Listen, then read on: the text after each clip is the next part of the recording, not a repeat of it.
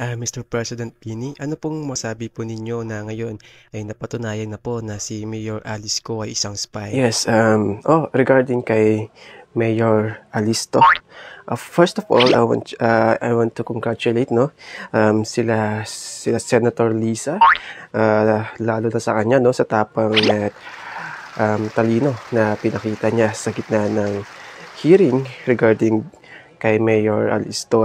Talagang sa lahat, no, ng mga senador na naging bahagi nito. At gusto ko lang sabihin na sayang, nakikita ko pa naman na pwede nating maging bahagi sa aking gabinete si Mayor Alisto, pero siya pala isang spy. And gagawin natin ng lahat, no, para siya'y maalis sa pwesto, siya hindi karapat-dapat.